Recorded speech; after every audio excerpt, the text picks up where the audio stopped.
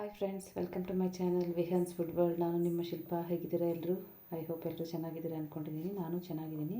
ಇವತ್ತಿನ ವಿಡಿಯೋ ಅಕ್ಕಿ ರೊಟ್ಟಿ ಹೇಗೆ ಮಾಡೋದಂತ ನಾವು ತಿಳ್ಕೊಳ್ಳೋಣ.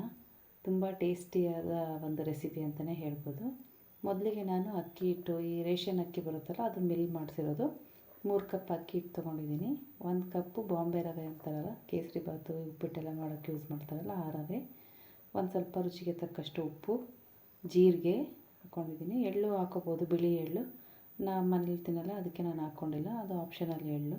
ನಾನೀಗ 1 ಕಪ್ಪು ಕಾಯಿ ತುರಿ, 1 ಕಪ್ಪು ಸೌತೆಕಾಯಿ ತುರಿದಿಟ್ಕೊಂಡಿರೋದು ಹಾಕಿದ್ದೀನಿ, ಮತ್ತು ಕ್ಯಾರೆಟ್ ತುರಿ 1 ಕಪ್ಪು. ಇದೆಲ್ಲ ಸ್ವಲ್ಪ ಚೆನ್ನಾಗಿ ಮಿಕ್ಸ್ ಮಾಡ್ಕೋಬೇಕು. ಅದು ಮಾಯ್ಶ್ಚರ್ ಇರುತ್ತಲ್ಲ, ಅದರಲ್ಲೆಲ್ಲ ನೀರಿನ ಅಂಶ, ಅದೆಲ್ಲ ಹಿಟ್ಟಿನ ಜೊತೆ ಚೆನ್ನಾಗಿ ಮಿಕ್ಸ್ ಆಗಬೇಕು. ಮತ್ತು ನಾನು 1 ಕಟ್ಟು ಸಬ್ಬಾಕ್ಷಿ ಸೊಪ್ಪು, ಸ್ವಲ್ಪ ಕೊತ್ತಂಬರಿ ಸೊಪ್ಪು, ಈರುಳ್ಳಿನ ಚಿಕ್ಕದಾಗಿ ಕಟ್ ಮಾಡ್ಕೊಂಡು ಹಾಕೋತಾ ಇದ್ದೀನಿ. ಇದೆಲ್ಲ ನಾವು ಚೆನ್ನಾಗಿ ಮಿಕ್ಸ್ ಮಾಡಬೇಕು. ಹಿಟ್ಟು ಜೊತೆಗೆ ನೀರು ಹಾಕೋಕ್ಕೆ ಹೋಗಬಾರ್ದು ಮುಂಚೆನೇ, ಯಾಕಂದರೆ ಸೊಪ್ಪು ತರಕಾರಿ ಎಲ್ಲದರಲ್ಲೂ ನೀರಿನ ಅಂಶ ಇರುತ್ತಲ್ಲ, ಈರುಳ್ಳಿ ಎಲ್ಲದರಲ್ಲೂ. ಅದೇ ಒಂದು ಸ್ವಲ್ಪ ಚೆನ್ನಾಗಿ ಹಿಟ್ಟಿಗೆ ಹಿಡ್ಕೋಬೇಕು. ಆಮೇಲೆ ನಾವು ಸ್ವಲ್ಪ ಸ್ವಲ್ಪ ನೀರು ಹಾಕಿ ನೋಡಿ ಚೆನ್ನಾಗಿ ಕಲಿಸ್ಕೋಬೇಕಾಗತ್ತೆ ಹಿಟ್ಟನ್ನು. ಈ ಥರ ಚೆನ್ನಾಗಿ ಮಿಕ್ಸ್ ಮಾಡ್ಕೋಬೇಕು, ಸ್ವಲ್ಪ ಪ್ರೆಸ್ ಮಾಡಿ. ಈಗ ಸ್ವಲ್ಪ ಸ್ವಲ್ಪನೇ ನೀರು ಹಾಕ್ಕೊಂಡು ಕಲಿಸ್ಕೋಬೇಕಾಗತ್ತೆ.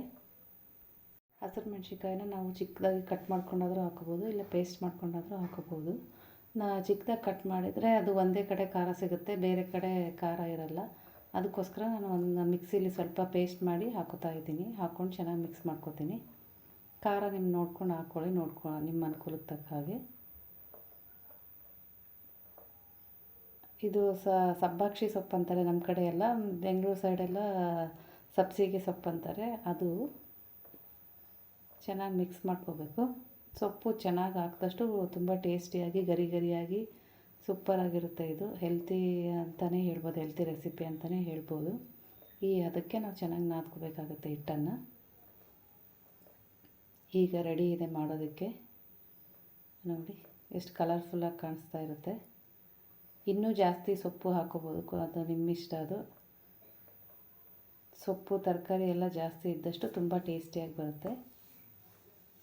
ನಾವು ಈ ತರಕಾರಿಗಳೆಲ್ಲ ಜಾಸ್ತಿ ಹಾಕಿದ್ರೆ ಸ್ವಲ್ಪ ತೆಳುವಾಗಿ ತಟ್ಟೋದು ಕಷ್ಟ ಆಗುತ್ತೆ, ಸ್ವಲ್ಪ ದಪ್ಪ ಬರುತ್ತೆ. ಇಲ್ಲ ನಮಗೆ ಸ್ವಲ್ಪ ದಪ್ಪ ಇದ್ರೂ ಪರವಾಗಿಲ್ಲ, ಜಾಸ್ತಿ ತರಕಾರಿ ಬೇಕಂದರೆ ಹಾಕೋಬೋದು. ಇಲ್ಲ ಸ್ವಲ್ಪ ತೆಳು ಇರಲಿ ಅಂದರೆ ಸ್ವಲ್ಪ ಮೀಡಿಯಮ್ ಕ್ವಾಂಟಿಟಿಲಿ ಹಾಕೋಬೇಕಾಗತ್ತೆ. ಈ ಕ್ವಾಂಟಿಟಿಲಿ ಹಾಕ್ಕೊಂಡ್ರೆ ಸಾಕಾಗುತ್ತೆ. ಈ ಥರ ನಾವೊಂದು ಈ ಒಬ್ಬಟ್ಟೆಲ್ಲ ಮಾಡ್ತಾರಲ್ಲ ಬಟರ್ ಪೇಪರ್, ಅದ್ರ ಮೇಲೆ ಸ್ವಲ್ಪ ಎಣ್ಣೆ ಸವರ್ಕೋಬೇಕು ಮುಂಚೆನೇ. ಕೈಗೊಂದು ಸ್ವಲ್ಪ ಎಣ್ಣೆ ಸವರ್ಕೊಂಡು ನಮ್ಗೆ ಯಾವ ಸೈಜಿಗೆ ಬೇಕೋ ಆ ಸೈಜ್ಗೆ ಚೆನ್ನಾಗಿ ತೆಳುವಾಗಿ ತಟ್ಕೋಬೇಕಾಗತ್ತೆ.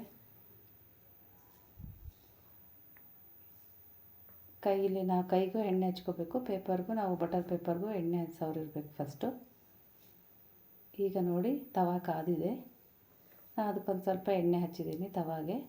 ಈಗ ಹಿಂಗೆ ಹಾಕ್ಬಿಟ್ಟು ಒಂದು 10 ಸೆಕೆಂಡ್ ಬಿಟ್ಬಿಟ್ರೆ ಅದು ಅಂಟ್ಕೊಳ್ಳುತ್ತೆ. ಸ್ವಲ್ಪ ಲೈಟಾಗಿ ಹಿಂಗೆ ಪ್ರೆಸ್ ಮಾಡಿಕೊಂಡು ಪೇಪರ್ ಈಸಿಯಾಗಿ ಬಂದುಬಿಡುತ್ತೆ ಮೇಲೆ.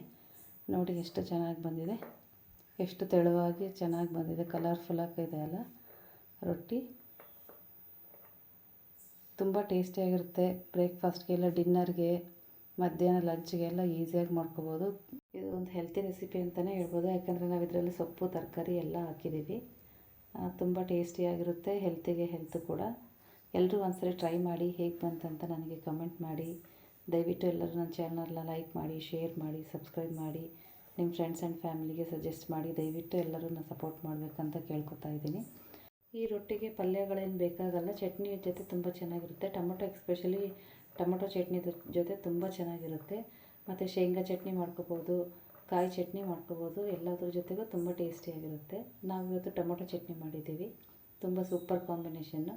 Thanks for watching. ಮತ್ತೆ ಒಂದು ಒಳ್ಳೆ ವಿಡಿಯೋ ಜೊತೆ ನಿಮ್ಮ ಮುಂದೆ ಬರ್ತೀನಿ. ಅಲ್ಲಿವರೆಗೂ ಎಲ್ರಿಗೂ ಬಾಯ್.